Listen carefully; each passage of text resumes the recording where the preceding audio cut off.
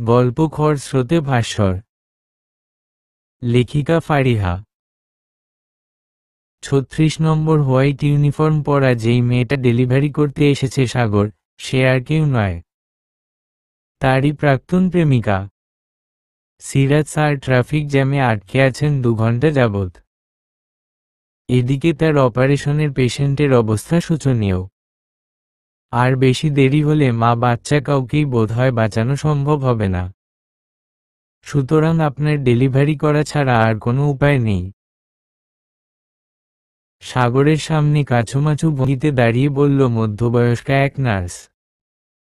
সাগর আজই হাসপাতালে জয়েন করেছে, সুতরাং অভিজ্ঞতা বলতে তার কিছুই নেই। উপরন্তু এমন সিরিয়াস জোনে ডেলিভারি করতে সে মোটেও সম্মত হচ্ছিল না। এই নার্স এই নিয়ে ৬ বার তার কাছে এসেছে, কিন্তু সে বারবার বলছে সিরাজ স্যার এসে পড়বেন। তবে এখন সিরাজ স্যার নিজেও ফোন দিয়ে তাকেই অপারেশন করার জন্য বলেছে। অগত্যা সাগরকে অপারেশন থিয়েটারের দিকে পা বাড়াতে হলো। কিন্তু সেখানে তার জন্য যে কি চমক অপেক্ষা করছিল তা তার ধারণা অতীত। ৩৬ নম্বর হোয়াইট ইউনিফর্ম পরা যেই মেয়েটার ডেলিভারি করতে এসেছে সাগর, সে আর কেউ নয়, তারই প্রাক্তন প্রেমিকা। হঠাৎ করেই তার পদযুগল স্তব্ধ হয়ে গেল, দৃষ্টি ঘোলাটে হয়ে উঠল, বুকে একটা অদ্ভুত ব্যথা করে উঠল। এই মেয়েটার অপারেশন করার মোটেও ইচ্ছা রইল না তার। আর তখনই তার আর্তনাদ শুনে মনে হলো প্রাক্তন হিসেবে নয়, একজন চিকিৎসক হিসেবে তার সাহায্য করা উচিত। ঝিনুক হাসপাতালের বিছানায় শুয়ে প্রসব বেদনায় ক্ষণে ক্ষণে কুঁকড়ে উঠছে। সেই সাথে আরও একটা ভয় তাকে গ্রাস করে রেখেছে। শুরু থেকেই অযত্নের ফলে তার সন্তানের জীবন নিয়ে সন্দেহ পোষণ করেছে বেশ কয়েকজন ডাক্তার। তারা তাকে আগেই বলেছিল এই ভ্রূণ শেষ করে দিতে। কিন্তু সে তার নিজের সন্তানের জীবন হরণ করতে মোটেও উদ্যত হয়নি। আর এই কাজ সে করবেই বা কিভাবে? এই সন্তান ছাড়া যে তার আপন কেউ নেই। যাদের সে আপন ভেবেছিল, প্রত্যেকেই একটা সময় তার হাত ছেড়ে দিয়েছে। তখন তো সে একাই জীবন অতিবাহিত করেছে, সে যে বেঁচে আছে একমাত্র এই বাচ্চাটির আশায়। আজ যখন সে অসুস্থ হয়ে পড়ে তখন তার বর্তমানের একমাত্র বন্ধু লিজা তাকে হাসপাতালে নিয়ে আসে। অবশ্য এর আগে ডাক্তার সিরাজ সাহেবের সাথে আলাপ করেছে। রোগীর মানসিক অবস্থা ভেবে সে তাকে সন্তান সম্পর্কে আশ্বস্ত করেছে। এছাড়া আর কোনো ডাক্তার তাকে আশা দেখায়নি। তাই সে এই ডাক্তারের কাছে এসেছে। কিন্তু আসার পর থেকেই শুনছে ডাক্তার আসতে দেরি হবে। তাই এক ধরনের হতাশা ও শঙ্কা তাকে গ্রাস করে রেখেছে। কিন্তু যখন অপারেশনের সময় হলো, তখন সে দেখল ডাক্তার সিরাজ সাহেব নিজে না এলেও যে অপারেশন করতে এসেছে সে নিজেই এই সন্তানের জনক। সাগরকে দেখে ঝিনুকেরও সেই অবস্থা হয়েছে যেমনটা সাগরের হয়েছে। সে তাকে কিছু একটা বলতে চাচ্ছিল, তখনই সাগর অজ্ঞান হওয়ার ইনজেকশন পুশ করল। আর সে ধীরে ধীরে ঘুমে এলিয়ে গেল। কিছুক্ষণ পরেই নবজাতকের ক্রন্দনের শব্দে মুখরিত হয়ে উঠল অপারেশন থিয়েটার। মিষ্টি একটা বাচ্চাকে কোলে তুলতেই সাগরের চোখ ভরে ওঠে। ততক্ষণে ঝিনুকের জ্ঞান ফিরেছে। নার্স আবেগী হয়ে বলে ওঠে, এই দেখুন আপনার ফুটফুটে পুত্র সন্তান। ঝিনুকের দৃষ্টি তখনও সাগরের প্রতি নিবদ্ধ। সাগর বাচ্চাটাকে নার্সের কোলে তুলে দিয়ে নিঃশব্দে বেরিয়ে যায়। আর ঝিনুক তাকিয়ে আছে তার প্রস্থানের দিকে। ছাড়ো আমাকে। আচমকা সাগরের বাঁধন থেকে নিজেকে সরিয়ে নিল ঝিনুক। তার এই কাজে সাগর আহত দৃষ্টিতে তাকাল। কি হলো ঝিনুক? তুমি এসব কি করেছ সাগর? আমি তোমার থেকে এসব আশা করিনি। তুমি আমার বিশ্বাস ভেঙে দিয়েছ, আমার সব শেষ করে দিয়েছ। এতে এত অস্থির হওয়ার কি আছে? আমরা তো রিলেশনশিপে আছি, তাই বলে তুমি আমাকে নিয়ে ছেলেখেলা করবে? ছি, আমি ভেবেছিলাম তুমি আমাকে ভালোবাসো। কিন্তু না, তুমি শুধুই একটা চরিত্রহীন। ভালোবাসা বলতে কিছু নেই তোমার। না ঝিনুক, তুমি ভুল ভাবছ। আমার কথা শোন, আমি তোমাকে ভালোবাসি। আমি তোমার কথা শুনতে চাই না। তোমার আজকের কর্মকাণ্ড আমাকে তোমার পরিচয় দেখিয়ে দিয়েছে। আমি মহাপাপ করে ফেলেছি তোমাকে ভালোবেসে। আজকের পর আমি তোমার ছায়াও দেখতে চাই না। ফোনের আওয়াজে ধ্যান ভাঙল সাগরের। সিরাজ স্যারের ফোন দেখে তুলে কানে ধরল। সাগর, কোথায় তুমি?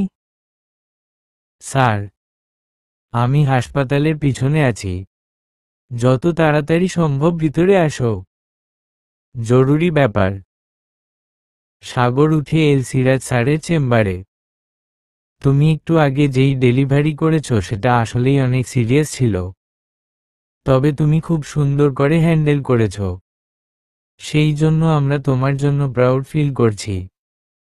প্রথম দিন যেই যত্ন করে কাজটা করলে, এটা করতে যে কোনো পুরাতন ব্যক্তিও হিমশিম খেয়ে যেত। এটুকু বলে সিরাজ স্যার একটু থামলেন। তারপর বললেন, তবে বাচ্চাটির অবস্থা এখনো খুব খারাপ। ঠিকমতো শ্বাস প্রশ্বাস পর্যন্ত উঠেছ না। তার জীবন সম্পর্কে আমরা সন্দিগ্ধ। বাচ্চার মা যদিও শারীরিকভাবে সুস্থ আছে, তবে তার সেন্টিমেন্ট এই বাচ্চাটির সাথে জড়িত। যদি বাচ্চার ভয়ঙ্কর অসুস্থতার কথা বলা হয় তাহলে সেও অসুস্থ হয়ে পড়বে। টেবিলের ওপর পাশে চুপচাপ বসে শুনছে। তার দৃষ্টি টেবিলের উপর রাখা পঞ্জিকার পাতার উপর নিবন্ধ। আমি ভাবছিলাম এই কেসটা তুমি সামলাও। আমি পারবো না। সাগরের মুখে সাথে সাথে প্রত্যাখ্যান শুনে ভ্রু কুঁচকাল ডাক্তার সিরাজ। সাগর বুঝতে পারল এভাবে বলাটা ঠিক হয়নি। সে বলল, স্যার, হাসপাতালে তো রোগীর অভাব নেই। আমাকে যে কোনো রোগীর চিকিৎসার দায়িত্ব দিন, তবে এমন সিরিয়াস রোগীকে আমার হাতে ন্যস্ত করবেন না। লিজা ঝিনুকের শেরে বসে আছে। ডাক্তার তাকে বাচ্চার সম্পর্কে যা বলেছে তাতে বাচ্চাটি বাঁচবে কিনা জানা নেই। আর বাচ্চার যদি কিছু হয় তাহলে নিশ্চিতভাবে ঝিনুকও বাঁচবে না। লিজা, আমার ছেলে? সে ঠিক আছে। ডাক্তার তাকে দেখছে। তোমার নিজের অবস্থা ঠিক নেই। তুমি কিছুক্ষণ ঘুমাও। আমি কি করে ঘুমাবো? বাচ্চাটাকে তো একবার ভালো করে দেখতেও পারিনি। আচ্ছা, ও কি সাগরের কাছে আছে? কে সাগর? ডাক্তার সাগর। হুম। লিজা কিছু না জেনেই উত্তর দিল। তাহলে কোনো চিন্তা নেই। লিজা কিছুই বুঝতে পারল না। তবে ঝিনুক যখন নিজেই বলছে চিন্তা নেই, তাহলে চিন্তা না করাই উত্তম। রাতে শিশুটির অবস্থা আরও ভয়াবহ হয়ে উঠল। ডাক্তাররা তাকে অন্য হাসপাতালে শিফট করে দিয়েছে। যদিও ঝিনুককে সে ব্যাপারে জানানো হয়নি, কিন্তু সে বুঝতে পেরেছে যে কিছু একটা হয়েছে। তাতেই প্রচণ্ড অসুস্থ হয়ে যায়। সাগর অবশ্য এই ব্যাপারে মোটেও মাথা ঘামাবে না ভেবেছে। যেদিন ঝিনুক তাকে ছেড়ে দিয়েছিল সেদিন বলেছিল সাগর নাকি তাকে কখনোই ভালোবাসেনি। সে নাকি এমন একজনের অপেক্ষায় থাকবে যে তাকে সাগরের থেকে বেশি ভালোবাসবে। নিশ্চয়ই এমন কাউকে সে পেয়ে গেছে। এখন ঝিনুক যে কষ্ট করছে তা নিশ্চয়ই ওই মানুষটির জন্যই করছে। তার তো এখন মাঝে ঢোকার কোনো কারণ নেই। অথচ এই বোকা সাগর বুঝতেও পারছে না যে ঝিনুককে এত কষ্ট করতে হচ্ছে তারই পাপের কারণে। আসল সমস্যা তো এখানেই, মেয়েটা ডিভোর্সি। তাই তার যত্ন কেউ নেয়নি। বরং আত্মীয় স্বজনরা বলেছে এবার্ট করে ফেলতে, কিন্তু সে রাজি হয়নি। এই কারণে কেউ তাকে সাহায্যও করেনি। কথাগুলো শুনেই থমকে দাঁড়ালো সাগর। তার ডিউটির সময় শেষ, চলেই যাচ্ছিল। তখনই একজন নার্সকে এই কথাগুলো বলতে শুনল। আরেকজন নার্স বলল, কোন পেশেন্টের কথা বলছো? সোমবার যার ডেলিভারি হলো? হ্যাঁ। সাগর ঝিনুকের কেবিনের দিকে পা বাড়ালো। ঝিনুক ডিভোর্সি? কি বলল মহিলাটি? সেখানে যেয়ে তাকে হতাশ হতে হলো, কারণ ঝিনুক এখানে নেই। সে তাড়াতাড়ি কাউন্টারে গেল। তাকে দেখে কাউন্টারের লোকটা তার ভারী দেহ নিয়ে দাঁড়িয়ে গেল। স্যার, কি প্রয়োজন? ঝিনুক নামের একজন মহিলা। গত সোমবার আমি তার ডেলিভারি করেছিলাম। অবশ্য পরবর্তী চিকিৎসা সিরাজ স্যার করেছেন। সে কোন কেবিনে আছে? লোকটা একটা ফাইল বের করে বলল, আজ তো সে রিলিজ নিয়ে চলে গিয়েছে। সে কি পুরোপুরি সুস্থ হয়েছে? আর বাচ্চাটা? আমি এ ব্যাপারে কিছুই বলতে পারবো না স্যার। আপনি বললে সিরাজ স্যারের সাথে যোগাযোগ করছি। থাক, তার দরকার নেই। সাগর তার বাইকে চড়ে বসল। গন্তব্য ঝিনুকের বাসা। দরজায় দুবার কড়া নাড়তেই খুলে গেল। ওপাশে ঝিনুকের মাকে দেখতে পেল সাগর। আগ থেকেই পরিচিত থাকা সাগরকে চিনতে তার অসুবিধা হলো না। আন্টি, ঝিনুক কি বাসায় ফিরেছে? ঝিনুক? সে কেন আসবে এখানে? তাহলে কোথায়? মানে, হাসপাতাল থেকে তো তার বাসায় ফেরার কথা। এটা ঝিনুকের বাসা নয়। এ বাড়িতে তার কোনো জায়গা নেই। সে আমাদের কেউ নয়। কি বলছেন আন্টি? ঝিনুক আপনার মেয়ে? না, ও আমার মেয়ে নয়। ওকে ত্যায্য করেছি আমরা। ও একটা অপয়া। বলেই মুখের উপর দরজা বন্ধ করে দিলেন ভদ্রমহিলা। সাগর দেখল পাশের ফ্ল্যাটের মহিলাটি উকি মারছে। সে তার দিকে ফিরতেই মহিলাটি বললেন, আপনি কাকে খুঁজছেন? ঝিনুককে? হ্যাঁ। কেন, ওর খবর জানেন না? কি হয়েছে তার?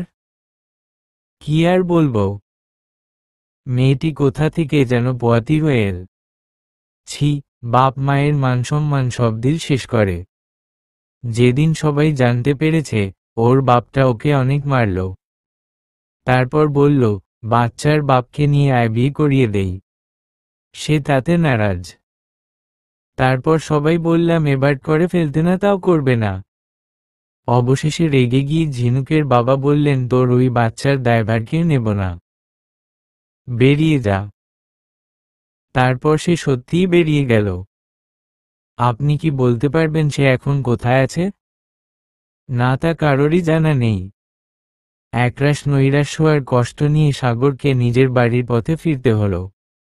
ঝিনুক বরাবরই বড্ড অভিমানী, কিন্তু সে এত কষ্ট সহ্য করে সাগরের বাচ্চা পেটে ধরেছে। তাকে বাড়ি থেকে বের করে দেয়া হয়েছে। কোথায় আছে কিভাবে কে জানে? তবুও কি সাগরকে কিছু জানানোর প্রয়োজন ছিল না? এত অভিমান, এত ক্ষোভ কি হয় তাতে, কেবল নিজের ক্ষতি ছাড়া? মোটর বাইক চালিয়ে উত্তরার গলি দিয়ে যাচ্ছে সে। বাইক চালাতে তার খুব ভালো লাগে। তাই অফিস থেকে মাইক্রোবাস করে ড্রপ করার প্রস্তাব সে নিজ থেকেই প্রত্যাখ্যান করেছে। সত্যি কথা বলতে এই বাইকের সাথেও ঝিনুকের স্মৃতি জড়িয়ে আছে। তার জন্যই বাইক কেনা। এমনকি তাকে সঙ্গে করে নিয়ে তার পছন্দেই কিনেছে।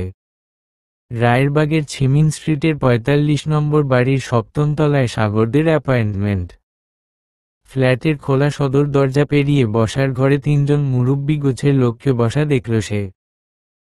তাদের দেখেই সাগর চিনে ফেলল রাফিয়ার বাবা ও চাচারা।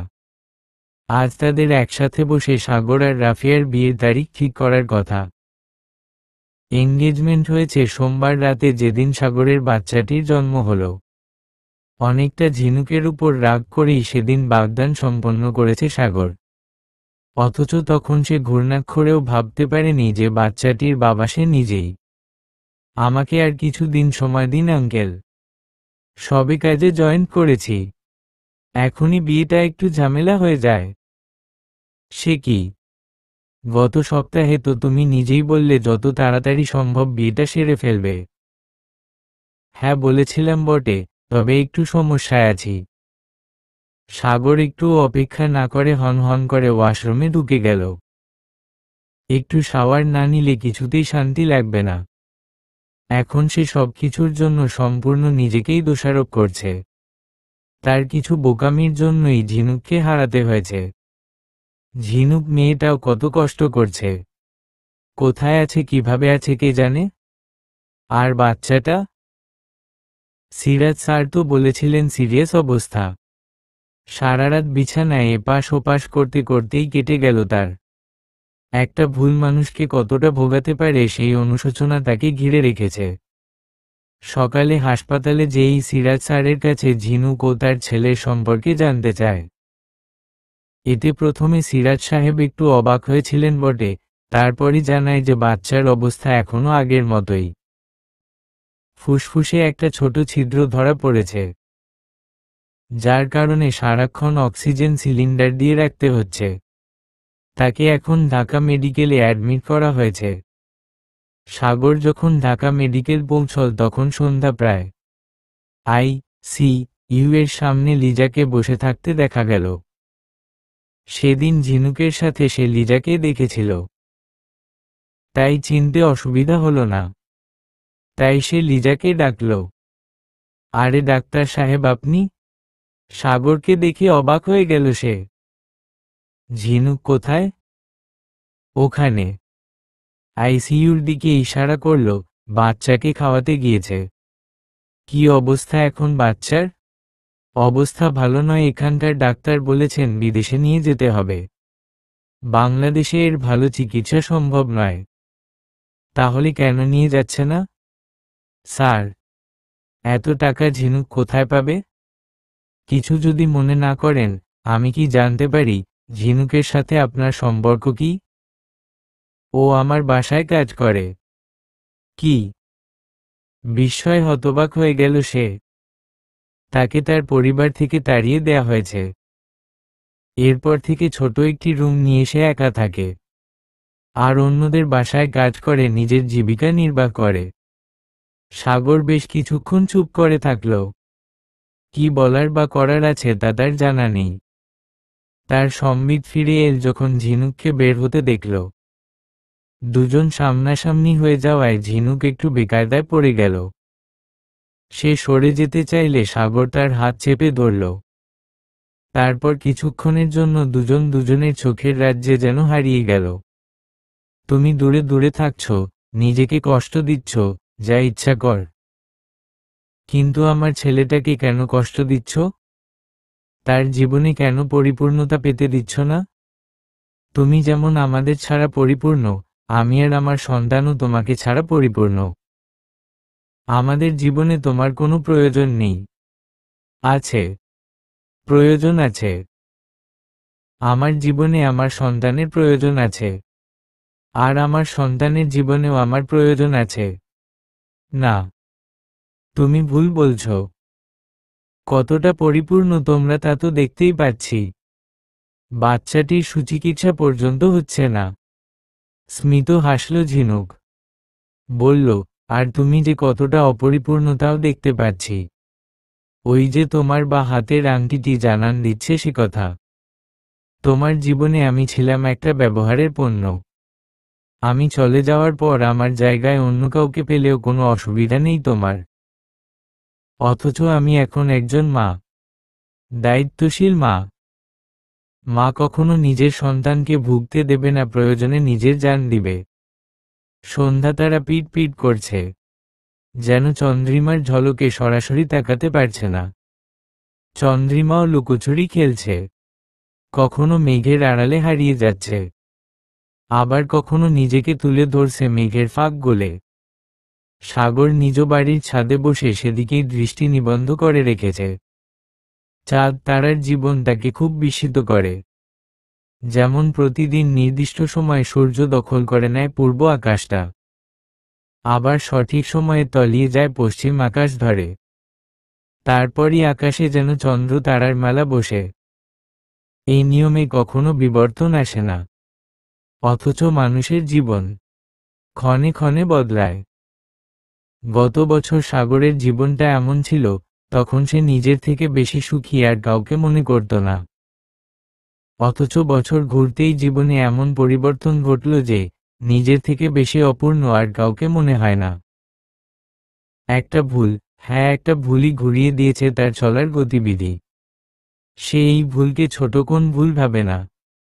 নিশ্চয়ই সে অনেক বড় ভুল করেছে, কিন্তু এর জন্য যে তার সাথে আরো দুটো প্রাণকে ক্লেশের সমুদ্রে হাবুডুবু খেতে হচ্ছে। অনেক কষ্টে আছে ঝিনুককে রাজি করিয়েছে বাচ্চাটির চিকিৎসার খরচে দিবে বলে। সাগর, ঝিনুক আর তাদের সন্তান সৈকত তিনজনকে আজ 3 জায়গায় বসে চোখের পানি ফেলতে হচ্ছে। এমনটা তো হওয়ার ছিল না। তাদের তিনজনের একটা ছোট পূর্ণাঙ্গ সংসার হওয়ার কথা। কত খুশিতে পথ চলার কথা ছিল এদের। আজ যখন সে ঝিনুককে বলেছিল নিজের ভুল শোধরে নতুন ধারায় বাঁচতে চায় সে, তখন ঝিনুক বলেছিল, কিছু কিছু ভুল কখনো শোধরানো যায় না, শুধু সারা জীবন ভুগতেই হয়। তখন ঝিনুকের পা ধরে সে বলেছিল, একটা তো সুযোগ দেয়াই যায়। কোনো বাবা অথবা মা নিজের সন্তানকে দুঃখের মাঝে ফেলে দিয়ে সুখে থাকতে পারে না। অবশেষে ঝিনুক বলেছিল, ঠিক আছে, তোমাকে সুযোগ দিচ্ছি। এর মানে এই নয় যে আমাদের পূর্বেকার সম্পর্ক পুনরায় স্থাপিত হচ্ছে, বরং তোমার সাথে আমার কোনো সম্পর্ক রাখার ইচ্ছা নেই। তবে তুমি বাবা হিসেবে নিজের ছেলেকে দেখতে আসতে পার, ছেলের সাথে পিতৃত্বের সম্পর্ক গঠন করতে পারো। সাগর উত্তরে বলেছিল, আমি এতেই খুশি। কিন্তু আসলেই কি এটুকুতেই সারা জীবন খুশি থাকতে পারবে সে? পারবে কি যেই মেয়েটার ভালোবাসায় নিজের সর্বত্র সঁপে দিয়েছিল তাকে চোখের সামনে দেখেও তার থেকে দূরে থাকতে? পারবে কি তাকে জড়িয়ে ধরে যে কথাগুলো বলতে ইচ্ছে হয় সেগুলোকে গোপন করে রাখতে? না পারলেও তাকে পারতে হবে। এই যে তার নিজেরই কৃতকর্মের শাস্তি। ঝিনুকের কথাগুলো মেনে নিয়ে সে সব করতে রাজি হয়ে গেল। অন্তত মানুষ দুটোকে নিজের চোখে তো দেখতে পারবে। পরিপূর্ণ না হোক, কিছুটা হলেও তৈরি পারবে তাদের ছোঁয়ায় সিক্ত হতে। এভাবেই চলতে লাগলো সাগরের দিন। চিকিৎসার জন্য সৈকতকে ইন্ডিয়া নিয়ে যাওয়ার প্রেক্ষিতে তিনজনের ভিসা করার কাজ সাগরই করছে। অবশেষে 1 মাস বাদেই তাদের ফ্লাইটের দিনটি চলে এল। তবে মুশকিল ছিল হাসপাতাল থেকে ছুটি নেওয়া। উপায় না পেয়েই সাগর মিথ্যে বলতে বাধ্য হলো যে তার দাদার মৃত্যুর কারণে 2 সপ্তাহর ছুটি দরকার। সেই সুবাদে ছুটি পেয়ে গেল, কিন্তু বাড়িতে বলল যে হাসপাতালের কাজেই তাকে বিদেশ যেতে হচ্ছে। অতঃপর প্লেনে চড়ে ইন্ডিয়া পৌঁছে গেল এবং সেখানে সৈকতের চিকিৎসা চলতে লাগল। এদিকে রাফিয়ার মা আচমকা প্রচুর অসুস্থ হয়ে পড়েছেন। তাই রাফিয়ার বাবা সাগরের বাবাকে বলল দ্রুত বিয়ের কাজ সম্পন্ন করা উচিত। অথচ সাগর ইন্ডিয়া যাওয়ার পর থেকে কেউই ভালোভাবে যোগাযোগ করতে পারছে না। রাফিয়ার মায়ের অবস্থা জানানোর উপায়ও নেই। সুতরাং রাফিয়ার বাবা ও সাগরের বাবা দুজন সিদ্ধান্ত নিয়ে গেল হসপিটাল কর্তৃপক্ষের কাছে। আমরা একটু সমস্যায় পড়েছি, কিছুতেই সাগরের সাথে যোগাযোগ করতে পারছি না। আপনারা যদি একটু তার সাথে আমাদের যোগাযোগ করিয়ে দিতেন তাহলে উপকৃত হতাম। কর্তৃপক্ষকে বললেন সাগরের বাবা সাইফুল খন্দকার। সে কি? সাগর কোথায়? সে তো তার দাদার মৃত্যুর কথা বলে ছুটি নিল। হসপিটাল কর্তৃপক্ষের মুখে এই কথা শুনে সন্দিহান হয়ে পড়ল সাইফুল খন্দকার। সাগরের দাদা তো মারা গেছেন আরো 20 বছর আগে। সৈকতকে আজলে তুলে গেলে কপালে চুমু খেল ঝিনুক। তারপর তার ছোট্ট দেহটাকে কোলে তুলে নিল খুব যত্না। জানালার সাথে পিঠ ঠেকিয়ে দাঁড়িয়ে আছে সাগর। তার দৃষ্টি এদিকেই। কি অমায়িক দৃশ্য! তবুও কোথায় যেন শূন্যতা বিরাজমান। ঝিনুকের চোখে যেই ভালোবাসা আর স্নেহ দেখতে পাচ্ছে তার আড়ালেও কিছু অপূর্ণতা প্রতীয়মান। হঠাৎ ছোট সৈকত সাগরের দিকে তাকিয়েই কেঁদে উঠল। না বোঝার কিছু নেই যে সে তার কোলে চড়তে চাইছে। ঝিনুক খুব সাবধানে তাকে বিছানার উপর রাখল। অতঃপর সাগর এসে তুলে নিল নিজের বলে। তাতে তার কান্না থেমে গেল। এখানে আসার পর থেকে ঝিনুক একবারও সাগরের সাথে কথা বলেনি। সাগরও নিজ থেকে কথা বলতে যায়নি। কিন্তু সে খুব করে চাইছে ঝিনুক একটু কিছু বলুক, একটু তাকে দেখুক। হঠাৎ ঝিনুকের মুঠোফোন শব্দ করে বেজে উঠল। ফোন তুলে কানে ধরল সে। লিজার কণ্ঠ ভেসে এল, কেমন আছো ঝিনুক? সৈকতের কি খবর? আমি ভালো আছি। আর সৈকতের অপারেশনের পর সেও ভালো আছে। এখন সে খেলাও করে। লিজার কাছে এখন কিছু গোপন নেই। তাই সে বলল, ডাক্তার কেমন আছে? ঝিনুক একটু থেমে রইল। তারপর বলল, আছে। এর থেকে বেশি বলার প্রয়োজন বোধ করল না সে। বুঝেছ নাজু, তোমার ছেলেটা ডুবে ডুবে জল খাচ্ছে। সাইফুল খন্দকার চায়ের কাপে একটা চুমুক দিয়ে কপাল কুঁচকে শূন্য দৃষ্টিতে উপরে তাকিয়ে তার স্ত্রীকে বললেন। বাড়িতে বলল হাসপাতালের কাজে ইন্ডিয়া গিয়েছে। আর হাসপাতালে বলেছে আমার বাপ মরেছে। আরে আমার বাবা তো কবেই মারা গেল। ওদিকে দেখেছ, আমাদের সাথে যোগাযোগ মাধ্যম বন্ধ করে রেখেছে। কি যা তা বলছো? সাগর আমার সোনার ছেলে। নিশ্চয়ই কোনো কাজ আছে বলেই তো গেল। এই সোনার ছেলে বলেই ছেলেটাকে নষ্ট করেছ। শাসন তো করতে জানোই না। আমাকে শাসন করতে দাও না। এদিকে ছেলে তোমার কোন পথে গিয়েছে কে জানে? তুমি হাসপাতালে কি বলে এসেছ? কিছুই বলিনি। হ্যাঁ এর সাথে হ্যাঁ মিলিয়ে এসেছি। সবে তো চাকরিতে ঢুকেছে। এখন কোনো কারণে যদি চাকরি চলে যায়, তখন তো আমারই কপাল পুড়বে। নাজিয়া খন্দকার এবার স্বামীর পাশে এসে বসলেন। তারপর বললেন, বলছিলাম, ছেলেটা কোনো বিপদে পড়েনি তো?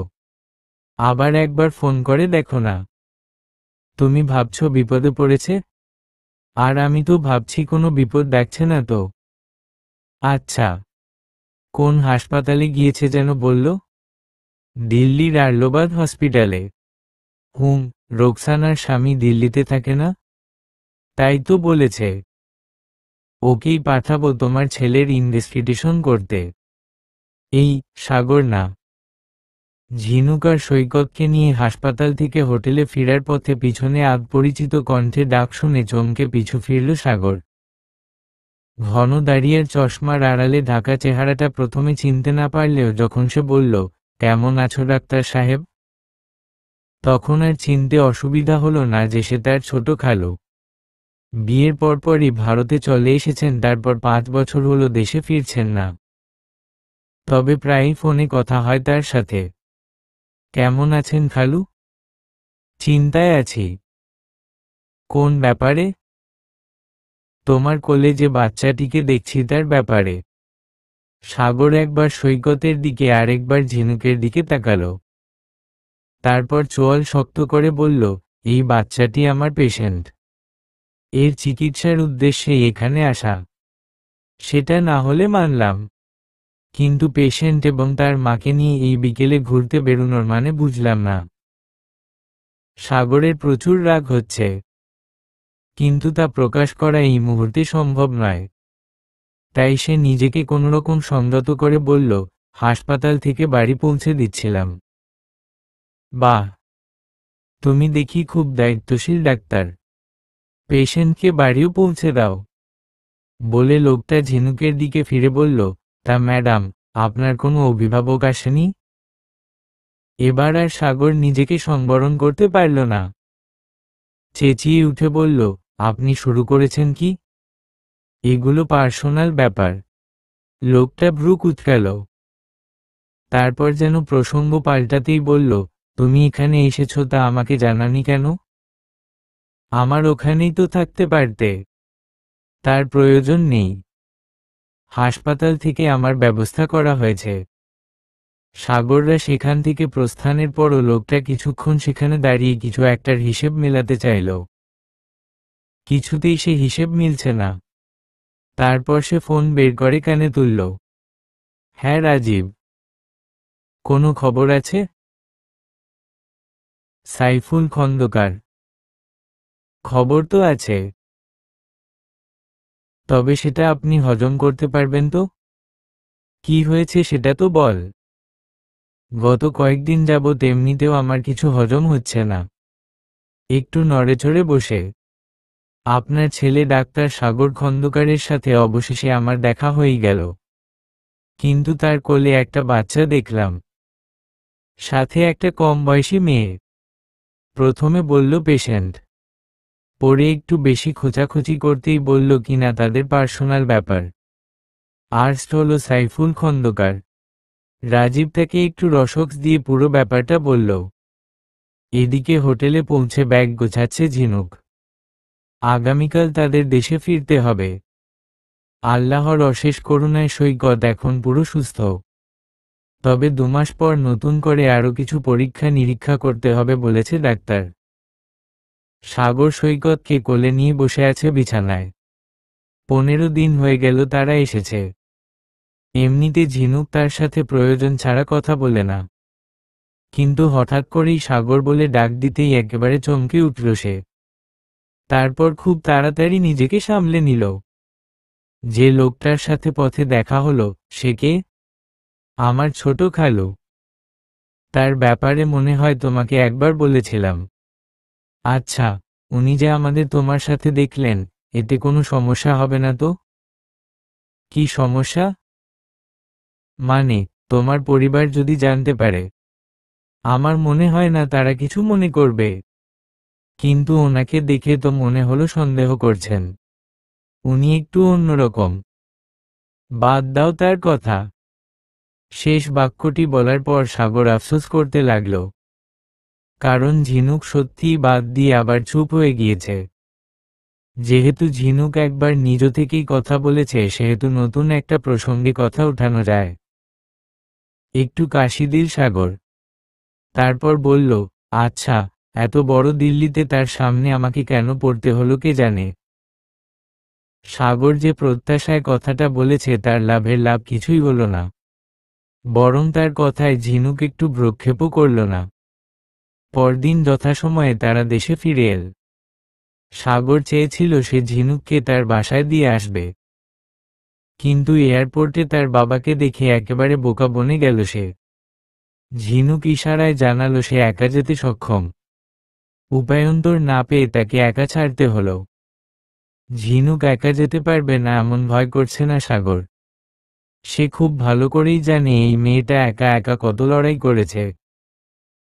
তবুও সে কিছুটা সময় একসাথে থাকতে চেয়েছিল, যেটা সম্ভব না হওয়ায় তার মনটা খারাপ হয়ে গেল। বাবা, তুমি এখানে এলে যে? সাইফুল খন্দকারকে বলল সাগর।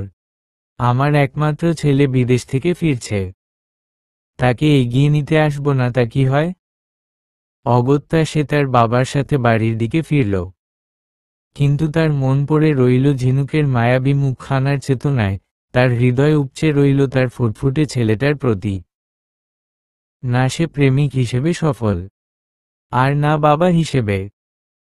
নাজিয়া খন্দকার আগেই বলে দিয়েছেন, আমার ছেলে ঘরে ঢুকতেই যেন তাকে আসামির মতো জেরা করা না হয়। যদিও সাইফুল খন্দকার সে কথা মানতে মোটেও রাজি নয়। তাদের অগোচরে ছেলে কি করছে তা জানতে চাওয়ার অধিকার নিশ্চয়ই তার আছে। রাজীব তাকে ভারত থেকে যে তথ্য পাঠিয়েছে তাতে তার মাথা ঘুরে গেছে। সাগর নাকি একটা মেয়েলোক ও বাচ্চাকে নিয়ে হোটেলে উঠেছে। বিষয়টা মোটেও তার কাছে স্বাভাবিক নয়। কিন্তু স্ত্রীর চেঁচামেচিতে প্রথম দিন চুপ করে থাকার সিদ্ধান্ত নেন। তবুও খাবার টেবিলে বসে তিনি কিছু শুরু করতে চাইতেন, তার মুখ থেকে কথা কেড়ে নিলেন নাজিয়া খন্দকার। সাগর, রাফিয়ার মা খুব অসুস্থ, তাই তারা বিয়েটা সেরে ফেলতে চান অতি শীঘ্রই। অসুস্থতার সাথে বিয়ের কি সম্পর্ক? কখন কি হয়ে যায় বলা তো যায় না। তাই মেয়ের বিয়েটা শুভ সম্পন্ন করতে চান। তাহলে তাদের বল অন্য ছেলে খুঁজতে। আমি এই বিয়ে করব না। সে কি? ছেলের মুখে এত সহজে বিয়ে প্রত্যাখ্যানের কথা শুনে আঁতকে উঠলেন নাজিয়া খন্দকার। বিষম খেলেন সাইফুল খন্দকার।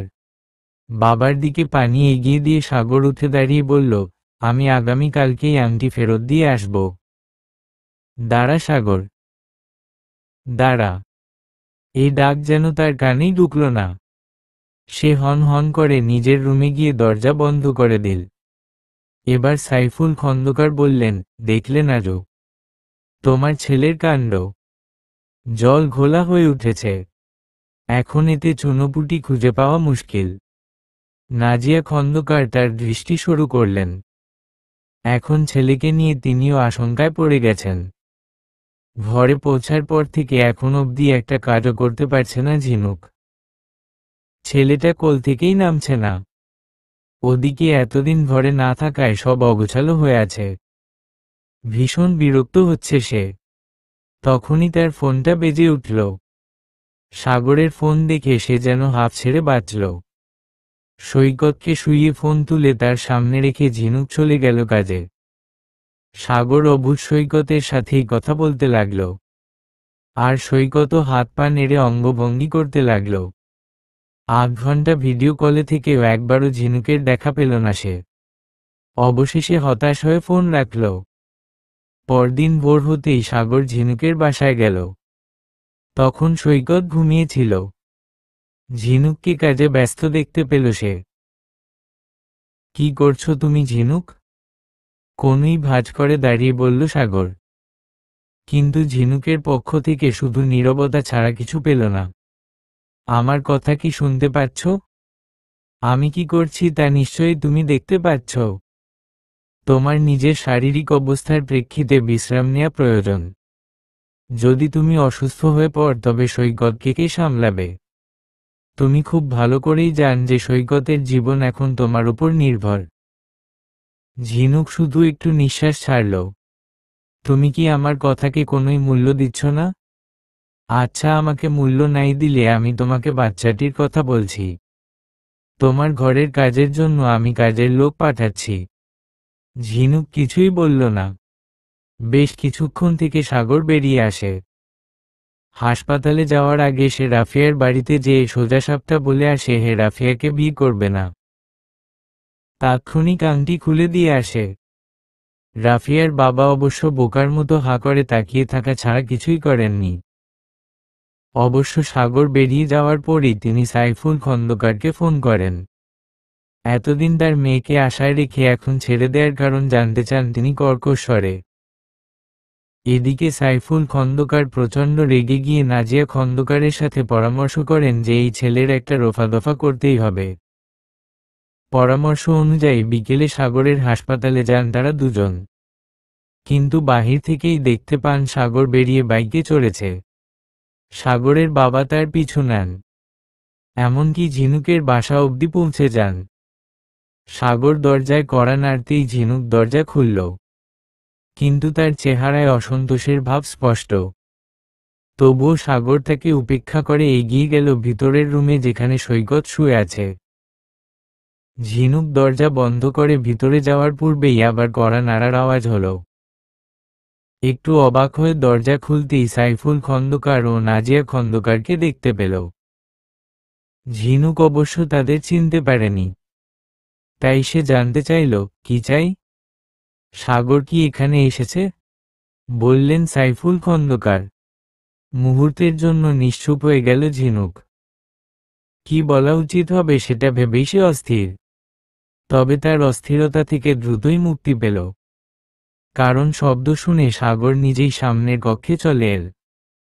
সে প্রথমত তার বাবা মাকে দেখে দারুণ চমক খেল। কিন্তু পরক্ষণেই কি যেন ভেবে হেসে উঠল। খুব যেন খুশি হয়েছে তেমন কণ্ঠে বলল, আরে বাবা মা, তোমরা দেখি ডাকার আগেই এসে পড়েছ। ভালোই করেছ, কিভাবে তোমাদের আনবো তা নিয়ে আমি বেশ চিন্তিত ছিলাম। তারপর ঝিনুকের দিকে তাকিয়ে বলল, যাও ওনাদের বসতে দাও। আর কিছু আপ্যায়নের ব্যবস্থা কর। সাগরের ব্যবহারে যেমন বিস্মিত হয়েছে তার বাবা মা ঠিক তেমনই বিস্মিত হয়েছে ঝিনুকও। সে ফ্যাল ফ্যাল করে তাকিয়ে রইল সাগরের মুখের দিকে। কি দেখছ ওভাবে? অগত্যা ঝিনুক রান্নাঘরের দিকে পা বাড়াল। আর সাগর তার বাবা মাকে নিয়ে গেল ভিতরের কক্ষে। ঝিনুক 2 গ্লাস শরবত ও বিস্কুট নিয়ে তাদের সামনে এগিয়ে দিয়ে সাগরের দিকে প্রশ্নবোধক দৃষ্টিতে তাকাল। সাগর মুচকি হাসল। তাতে শুরু হলো ঝিনুকের দৃষ্টি। দৃশ্যটি নাজিয়া খন্দকারের দৃষ্টির আড়াল হল না। তিনি বলে উঠলেন, সাগর, বাবা আগে বোঝা ব্যাপারটা কি? কে এই মেয়েটা? মা, সে তোমার পুত্রবধূ। খুবই স্বাভাবিক ভঙ্গিতে বলল সে।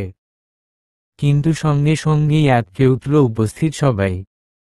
ঝিনুকের বোধগম্য হয়ে গেল কি হতে যাচ্ছে, কিন্তু সে কিছু বলার সাহসও পাচ্ছে না। শুধু তাই নয়, এই দেখ তোমাদের নাতি সৈকত। এটাই যেন বাকি ছিল শুধু। সাগরের যেই মা তার ছেলেকে এতদিন নিষ্পাপ ভেবে সবকিছুতেই ছাড় দিতেন, এখন সেই মা ছেলের এরূপ কর্মের কথা শুনে মুহূর্তেই ডুকরে উঠলেন। কপাল চাপড়াতে শুরু করেন সেখানেই। অথচ যেই বাবা সর্বদা কড়া শাসনে রাখেন ছেলেকে, সে সম্পূর্ণ স্থির চিত্তে রইলেন। বরং তার স্ত্রীকে কড়া ধমক লাগিয়ে থামতে বললেন। ঝিনুক তখনও দাঁড়িয়ে আছে দেখে বললেন, মা, তুমি দাঁড়িয়ে কেন? বসো। সে একটু ইতস্তত করে খাটের এক কোণে বসে পড়ল। তারপর সাইফুল খন্দকার সাগরকে বললেন, বাবা, এমন কাজ যখন করেই ফেলেছ, তখন শুধু শুধু লুকিয়ে কেন রেখেছ? আমাদের আগে জানালেও তো পারতে। আসলে বাবা, কিভাবে বলবো বুঝতে পারছিলাম না। যা হওয়ার হয়ে গেছে।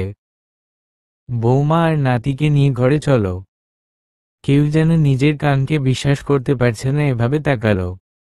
সবচেয়ে বেশি অবাক হলেন নাজিয়া খন্দকার। তিনি উদাসভাবে স্বামীর দিকে তাকিয়ে বললেন, এত সহজে মেনে নিলে? নয়তো কি করার আছে? যা হওয়ার হয়ে গেছে। আর বাচ্চাটাকে দেখেছ? কি মায়াবী সে। তাকে কিছুতেই ফেলে রেখে যেতে পারি না আমরা। নাজিয়া খন্দকার কিছু বলতে গিয়েও থেমে গেলেন। তারপর বেশিক্ষণ অপেক্ষা না করেই তারা দুজন বেরিয়ে পড়লেন। যাবার আগে সাগর আর ঝিনুককে বললেন যেন খুব দ্রুত সব গোছগাছ করে তারা ঘরে চলে যায়। তারা চলে যাওয়ার পর ঝিনুক বলল, কি করছো তুমি? ওনাদের এসব কেন বললে? আমি আমার ছেলের থেকে দূরে থাকতে পারছি না। আমি তোমাদেরকে নিয়ে একসাথে থাকতে চাই, কিন্তু আমি তোমার সাথে থাকতে ইচ্ছুক নই। আমি আগেই বলেছি তোমার সাথে কোনো সম্পর্ক স্থাপন হবে না। আমরা একসাথে থাকবো ঝিনুক, কিন্তু কথা দিচ্ছি আমি কখনো তোমাকে স্পর্শ করব না। আমি শুধু আমার ছেলেটাকে চাই। একবার ভাবো, বাবা ছাড়া একটা সন্তানের জীবন কেমন হয়? সাগরের সাথে মাত্রাতিরিক্ত তর্কে না গিয়ে খুব সহজেই তার কথা মেনে নিয়ে সঙ্গে যেতে রাজি হয়ে গেল ঝিনুক। সম্ভবত কারণটা একমাত্র সৈকত। ঝিনুক বেশ ভালোভাবেই জানে যে, সাগর না থাকলে সৈকতের পর্যাপ্ত পরিমাণ চিকিৎসা থেকে শুরু করে কিছুই করতে সক্ষম নয় সে। রাস্তায় সাগর বলল, ঝিনুক, বাবা মাকে একথা বলেছি যে আমরা বিয়ে করেছি। আমার মনে হয় পরবর্তীতে এ নিয়ে কোনো ঝামেলায় পড়তে না হয়, তাই আমাদের সত্যিই বিয়ে করে নেওয়া উচিত। সাগর কথাগুলো বলেছে ভয়ে ভয়ে, কিন্তু তাকে অবাক করে দিয়ে ঝিনুক বলল, তুমি যা ভালো মনে কর। সুতরাং বাড়ি পৌঁছার আগে তারা কাজী অফিসে গিয়ে বিয়েটা সেরে ফেলল। যখন তারা বাড়ি পৌঁছল, তখন রাত 10টা। নাজিয়া খন্দকার ঝিনুককে বরণ করে নিলেন বটে, কিন্তু তিনি যে মোটেও সন্তুষ্ট নন তা তার ভঙ্গিমাই বলে দিচ্ছিল। তবে এসব নিয়ে মাথা ঘাটাল না ঝিনুক। একসাথে বসে সবাই ডিনার সেরে নিল।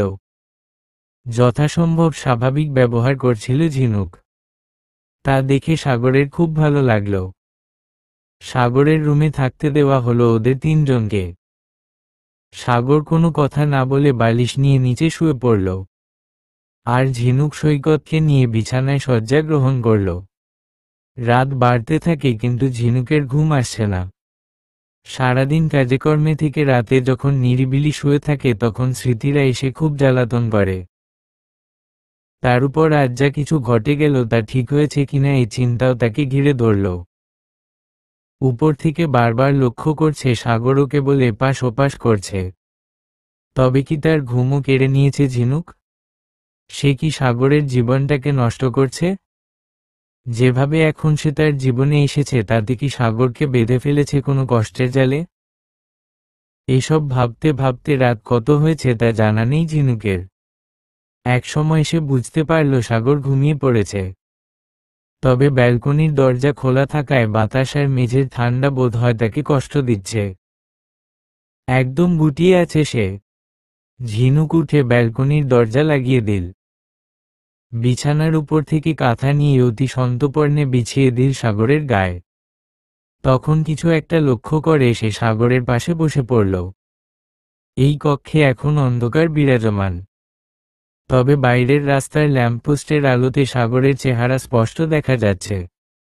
তাকে এখন ঘুমন্ত রাজপুত্রের মতো মনে হচ্ছে। কি মায়া মায়া চেহারা! তার চোখের গোড়ায় ওটা কি? ঝিনুক ধীরে ধীরে সাগরের চোখের গোড়ায় আঙুল ছোঁয়াল। দেখল এক ফোঁটা নোনাজল জমে আছে সেখানে। তবে কি সে যতক্ষণ জাগ্রত ছিল ততক্ষণ কেঁদেছে? ঝিনুক শুনেছে ছেলেরা নাকি কাঁদতে পারে না। কথাটা নিশ্চয়ই ভুল। ছেলেরাও কাঁদে। যখন অনেক কষ্ট পায় তখন কাঁদে। কিন্তু কোনো এক জড়তার কারণে তারা সে কান্না দেখাতে চায় না কাউকে। তাই অন্যরা ভাবে এরা বুঝি কাঁদতে পারে না। এত কিছু ঘটে গেল, কোনোদিনই সাগরকে কাঁদতে দেখেনি সে। অথচ সে তো কত কাঁদে। অন্যদের দেখিয়ে কাঁদে। সাগরও তো দেখে তার কান্না। তবুও সে কাঁদে না। অথচ নিবিড় রাতে শয্যায় শুয়ে সেও কাঁদে। তবে কি এই মানুষটার মনে তার থেকেও বেশি দুঃখ? হঠাৎ করেই কেন জানি সাগরের প্রতি তার মায়া হতে থাকে। মনে হতে থাকে সবকিছুর যবনিকাপাত কি করা যায় না? আর তখনই তার সামনে ভেসে উঠে 1 বছর আগে তাকে কলেজ থেকে তুলে নিয়ে গিয়ে কি করেছিল সাগর। সাথে সাথে তার শরীর ঘেন্নায় ভরে ওঠে। সাংসারিক কাজে ঝিনুক কোনো দিক দিয়ে পিছিয়ে নেই। নাজিয়া খন্দকার খুব ভালোভাবেই লক্ষ্য করেন সেটা। তাই ঝিনুককে তার মোটামুটি পছন্দ হতে শুরু করে। কিন্তু তখনই তিনি লক্ষ্য করেন আরেকটা বিষয়। সাগর আর ঝিনুকের সম্পর্ক যে স্বাভাবিক নয়, সেটা নাজিয়া খন্দকারের চোখকে ফাঁকি দিতে পারেনি। তিনি অস্থির হয়ে পড়েন তাদের রহস্য বের করার জন্য। সাইফুল খন্দকারকে বিষয়টা জানাতেই তিনি চেঁচিয়ে উঠেন। বলেন, নাজু, আমি জানি সাগরের এভাবে বিয়ে করাতে তুমি মোটেও সন্তুষ্ট নও। কিন্তু যাবে হয়ে গিয়েছে তা বদলানোর উপায় নেই। এভাবে ওদের পিছনে পড়ে ওদের জীবনকে নষ্ট করতে যেও না। 1000 বার বলেও তিনি সাইফুল খন্দকারকে বোঝাতে সক্ষম হননি। সে রাতে সাগর যখন হাসপাতাল থেকে ফিরল, তখন তার চেহারাই বলে দিচ্ছিল প্রচণ্ড অস্থিরতার মাঝে আছে সে। ঘামে ভিজা কাপড়টা খুলে চেয়ারের উপর বসল সে। একই কক্ষে অপর পাশে বসে আছে ঝিনুক। দুজন এত কাছাকাছি তবুও দূরত্ব কমেনি একটুও। সাগরের মনে হলো আজকে সব স্বাভাবিক থাকলে তার এত দুশ্চিন্তার সময় সবচেয়ে বেশি সাহায্য করত ঝিনুক। হয়তো ঝিনুকের 1-2টি সান্ত্বনাদায়ক কথাই যথেষ্ট হতো তার জন্য। একটা দীর্ঘশ্বাস টেনে গা এলিয়ে দিল সে। হয়তো তার মনের কথা বুঝতে পেরেই ঝিনুক তার দিকে এগিয়ে এল। একটু সময় দাঁড়াল। তারপর সাগরকে লক্ষ্য করে বলল, আমি তোমার শারীরিক মানসিক অবস্থা বুঝতে পারছি সাগর। আমি জানি তোমাকে তোমার সিদ্ধান্ত কতটা ভোগাচ্ছে। কেন এভাবে আমাকে বিয়ে করলে তুমি? তোমার জীবনে এমন কেউ আসতেই পারত যে তোমাকে সর্বোচ্চ সুখ দিত। আমার স্থানে অন্য কেউ হলে নিশ্চয়ই সে তোমাকে বঞ্চিত করত না। এসব তুমি ভালো করেই জানো। সব জেনে বুঝে কেন তুমি এমন সিদ্ধান্ত নিলে? কেন আমাকে তোমার ঘরে তুললে? মুখ তুলে তাকালো সাগর তার দিকে। তার চেহারাটা কেমন হরিদ্রাবর্ণ হয়ে আছে। চোখের নিচে স্থায়ী কালো দাগ। সে তার স্বভাবজাত দীর্ঘশ্বাস ছেড়ে বলল, যখন কেউ নিজেই কোনো ভুল করে বসে, তখন সে ভুলের শাস্তিও নিজেকেই পেতে হয়। ঝিনুক আর কোনো কথা বলল না। চুপ করে সরে গেল সেখান থেকে। এরপর চলে গেল 6 মাস। এর মধ্যে উল্লেখযোগ্য ঘটনা বলতে হঠাৎ করে সৈকত আবার অসুস্থ হয়ে পড়েছিল। তাকে নিয়ে দৌড়াদৌড়িতেই সাগর আর ঝিনুকের সময় পার হয়ে গেল। তাদের সম্পর্কের উন্নতি হয়নি বটে, কিন্তু তাদের দূরত্বই যেন মায়া বাড়িয়ে দিচ্ছিল। সৈকত সুস্থ হয়ে ওঠার পর এক রাতে ঝিনুক তাকে নিয়ে বিছানায় বসে আহ্লাদ করছিল। তখন সাগর রুমে প্রবেশ করল। কিছুক্ষণ সে তাকিয়েছিল তাদের দুজনের দিকে। তারপর ধীর পায়ে বারান্দায় গিয়ে দাঁড়াল। সময়টা একটু অন্যরকম। দিনে যখন রোদ মাথা চাড়া দিয়ে উঠে তখন অসহনীয় গরম পড়ে, কিন্তু রাতে যখন বাইরের হালকা বাতাস গায়ে দোলা দেয় তখন শীত শীত অনুভূত হয়। এই অদ্ভুত ঠান্ডা পরিবেশ যেন সাগরের ভিতরের জ্বলমান অগ্নিকে জাগিয়ে তুলল। দুচোখ বেয়ে নাজু চাইতেন গড়িয়ে পড়ল অশ্রুধারা। নিজের কৃতকর্মের ফল কল্পনা করেই কেঁপে উঠল কয়েকবার। তখনই পিঠে একটা আলতো স্পর্শ টের পেল। আঙ্গুলের কোণ দিয়ে চোখের জলকে গোপন করে পিছু ফিরল। এলোমেলো অবস্থায় দাঁড়িয়ে আছে ঝিনুক। তার চোখেও জমে থাকা জল জানান দিচ্ছে শান্তিতে নেই সে নিজেও। হঠাৎ করেই সাগরের বুকে আছড়ে পড়ল ঝিনুক। সাগর অপ্রস্তুত থাকলেও পরবর্তীতে সামলে নিল নিজেকে। খুব আলতো করে ঝিনুকের পিঠে হাত দিয়ে বলল, কি হয়েছে? কাঁদছ কেন? ঝিনুক মুখ তুলল। সাগরের চোখে দৃষ্টি দিয়ে বলল, তুমি কেন কাঁদছ? সাগর মৃদু হাসল। বলল, কাঁদছি না তো। ঝিনুক এবার আরো শক্ত করে জড়িয়ে ধরল সাগরকে। নিজেকে শাস্তি দেওয়া কি শেষ হয়েছে তোমার? যদি তুমি বল শেষ হয়েছে তাহলে শেষ হয়েছে। আর যদি তুমি আরো শাস্তি দিতে চাও তাতেও আমি রাজি। আমি তো আর পারছি না সাগর। আগে বল, তুমি কি আমাকে ক্ষমা করেছ? তুমি যে কষ্ট স্বীকার করেছ, ক্ষমা করব না কিভাবে? বাঁধন শিথিল করল সাগর। ঝিনুক মুখ তুললে সে তার গালে হাত রেখে বলল, আমি জানতাম একদিন না একদিন তোমার রাগ ভাঙবে। সেই আশাতেই আমি তোমাকে আমার ঘরে তুলেছিলাম। তোমার রাগ ভাঙাতে যতদিন লাগে লাগুক, কিন্তু তোমাকে হারাতে চাইনি। ঝিনুক বলল, যদি আমার রাগ না ভাঙত? ভাঙত। কোনো না কোনো একদিন নিশ্চয়ই ভাঙত। তার জন্য যদি আমাকে আরো 5 বছর অপেক্ষা করতে হতো, তবে আমি অপেক্ষা করতাম। তারপর থেকে সৈকতকে নিয়ে সাগর আর ঝিনুক সুখে বসবাস করতে লাগল। সমাপ্ত।